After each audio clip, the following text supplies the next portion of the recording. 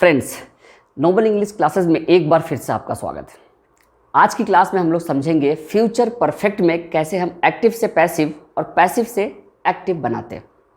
वैसे पैसिव के इस सीरीज में 7 वीडियो ऑलरेडी अपलोड कर दिया है। अगर आप में से किसी ने नहीं देखा है तो लिंक डिस्क्रिप्शन बॉक्स में है, आप ज़रूर देखिए।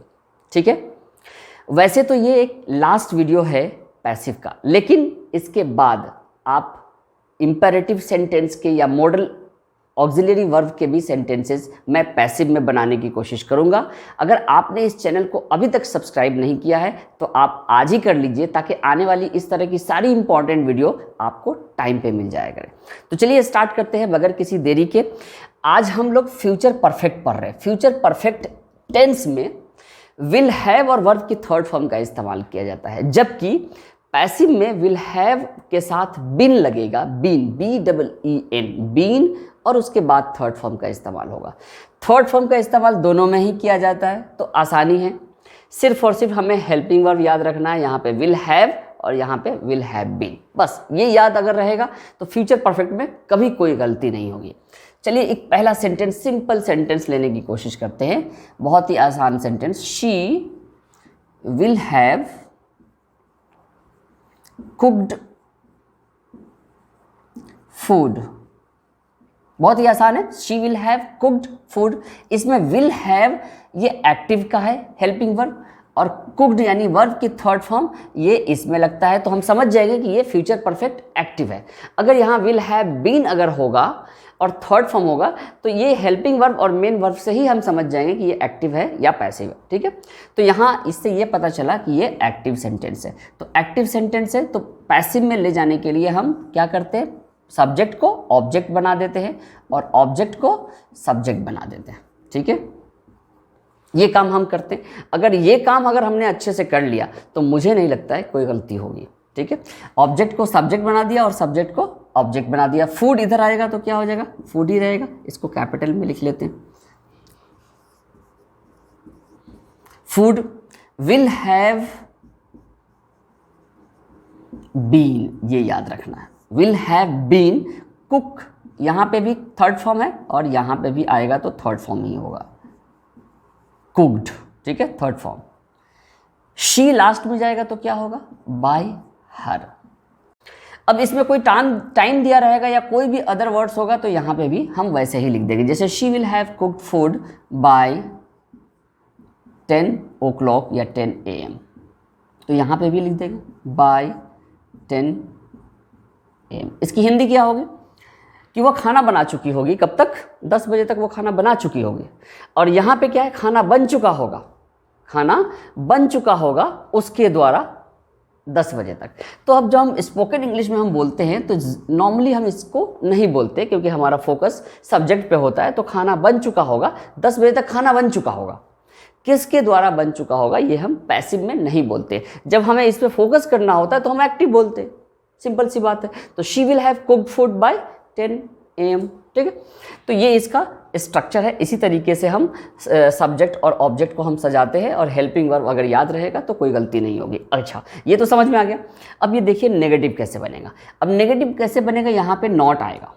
ये नहीं, कुछ बच्चे गलती करते कि विल हैव के बाद कभी यहाँ नोट लगाते हैं, कुछ बच्चे यहाँ नोट लगाते हैं। कन्फ्यूज नहीं होना है। अच्छा, कन्फ्यूजन से बचने के लिए सबसे आसान तरीका, आप इसको कॉन्ट्रैक्शन फॉर्म में भी यूज कर सकते हैं। विल प्लस नॉट क्या होता है, वोंट होता है। तो जब भी कन्फ्यूजन हो आप वोंट लगा दो, कभी गलती नहीं होगी। जब भी नेगेटिव सेंटेंस में विल के साथ अगर नॉट लगाना हो तो अगर 2-3 हेल्पिंग वर्ब हो, कन्फ्यूजन से बचने के लिए बस वोंट लगा दो, एक साथ ही लगा दो, आपको गलती नहीं होगी इसमें। ठीक है, तो क्या होगा इसका सेंटेंस, फूड वोंट या food will not have been cooked by her by 10 PM। अब आइए इस सेंटेंस में देखते हैं कि ये सेंटेंस पहले ही क्वेश्चन है। कभी कभी एग्जाम में इस तरह का भी आ सकता है कि आपको क्वेश्चन ही दे देगा और उसका एक्टिव पैसिव बनाना है आपको। अगर पहचानना है कि ये एक्टिव है या पैसिव है। अब ये देखिए, विल अलग है, हैव अलग है। चाहे अलग अलग हो, लेकिन विल के साथ हैव लगा हुआ है और थर्ड फॉर्म है तो समझना है कि ये एक्टिव है, और विल यहाँ हो, यहाँ हैव बीन हो तो समझना है ये पैसिव है, थर्ड फॉर्म के साथ अगर हो तो। ठीक है, कोई मुश्किल नहीं है। तो क्या करना है, मैंने क्या कहा था आपको, मेन समझना है कि सब्जेक्ट क्या है और ऑब्जेक्ट क्या है। अब इसका पता कैसे चलेगा कि सब्जेक्ट क्या है और ऑब्जेक्ट क्या है। तो अब ये देखिए, सब्जेक्ट जो है ना, वर्ब से पहले और वर्ब के बाद यही सब्जेक्ट और ऑब्जेक्ट होता है, ठीक है। तो वर्ब से पहले क्या है, हिज ब्रदर, और वर्ब के बाद क्या है, फ्रूट्स। बस आसान है, अगर हमें सब्जेक्ट और ऑब्जेक्ट मिल गया तो बस इधर का उधर कर देना है और सेंटेंस बन जाएगा। तो फ्रूट्स इधर आएगा तो फ्रूट्स ही रहेगा, ठीक है।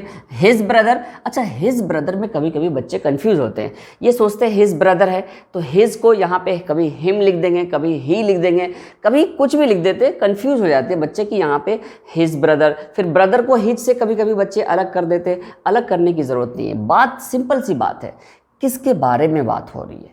अगर बात हो रही है उसके भाई के बारे में तो जाहिर सी बात है उसका भाई पूरा एक साथ जाएगा ना लास्ट में, सिर्फ हिज या सिर्फ ब्रदर तो लास्ट में जाएगा ही नहीं, ठीक है। तो हिज ब्रदर यानी उसका भाई है तो उसका भाई ही होगा लास्ट में, तो बाय लिख देंगे हम, बाय हिज ब्रदर, ठीक है। His brother, bye his brother. Fruits, तो यहाँ पे फ्रूट्स। अब क्या करना है, अब ये देखिए विल क्वेश्चन है तो हम इसका अगर हम पैसिव बनाएंगे तो पैसिव में भी हेल्पिंग वर्ब पहले ही आता है, ठीक है। ये आपको समझना है, नहीं तो गलती हो जाएगी। अगर पॉजिटिव होगा तो हम पॉजिटिव में बनाएंगे, अगर क्वेश्चन होगा तो क्वेश्चन में बनाएंगे। अगर ये WH क्वेश्चन होगा, वाई अगर यहाँ लगा होता तो यहाँ पे भी हम वाई लिख देते, ठीक है। व्हेन लिखा होता या कुछ भी अगर WH होता तो हम एज इट इज़ यहाँ पे हम लिख देते, सिवाय हु को छोड़ के। अगर हु होता तो बाय हुम में बदल जाता, ठीक है। हु बाय हुम में बदल जाता है और हुम हु में बदल जाता है, बस ये याद रखना है। बाकी सारे WH as it is active से पैसिव में बनाते वक्त वैसे ही लिख देते हैं।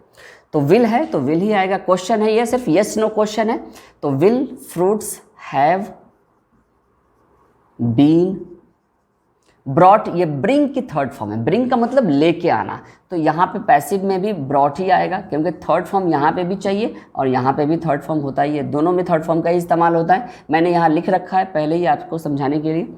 तो will fruits have been brought by his brother. अब ये रह गया अदर वर्ड्स, जो भी होगा इसको हम लास्ट में लिख देंगे, तो बाय 5 PM क्वेश्चन मार्क दे देंगे, ठीक है।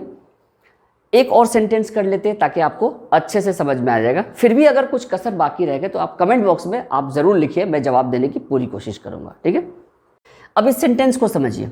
ये सेंटेंस हमने करंट अफेयर से लिया है, जो जहांगीरपुरी दिल्ली में घटना घटी है उससे लिया है।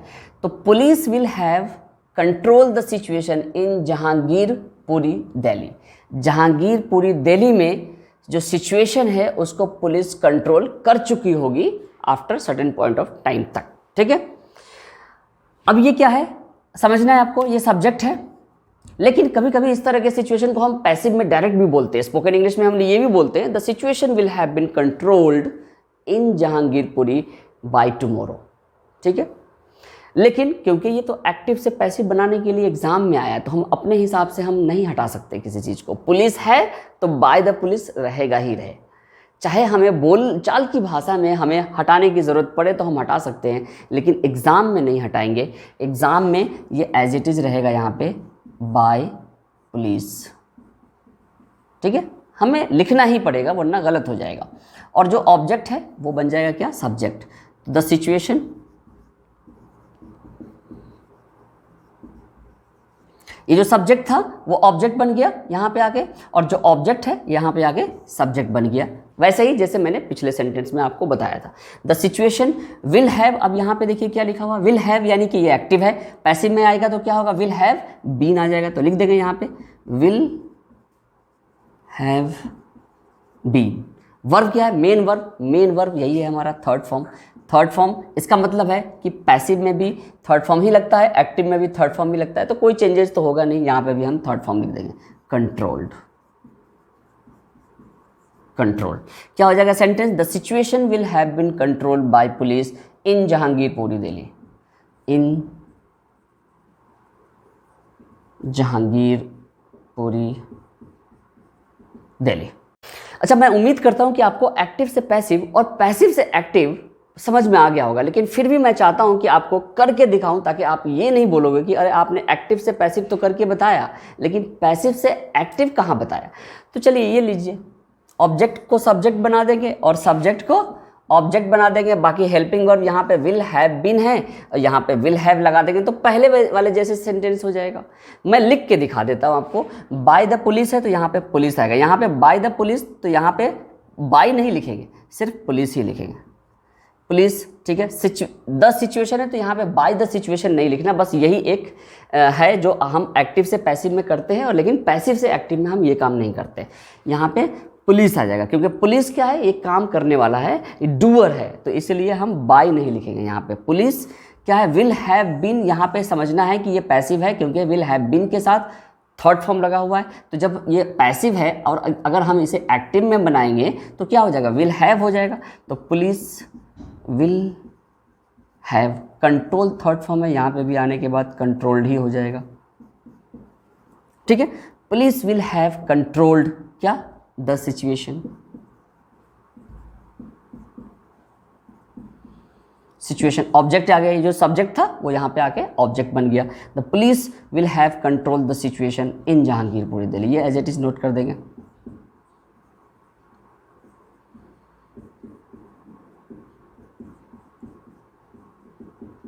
ठीक है, तो मैं उम्मीद करता हूं कि आपको एक्टिव पैसिव और पैसिव से एक्टिव कैसे बनाते हैं समझ में आ गया होगा। अगर आज की वीडियो आपको अच्छी लगे तो लाइक और शेयर करना मत भूलिएगा। चैनल पे पहली बार आए हैं तो प्लीज़ सब्सक्राइब करिएगा। मिलते हैं किसी नेक्स्ट इंपॉर्टेंट वीडियो में, तब तक के लिए goodbye and take care.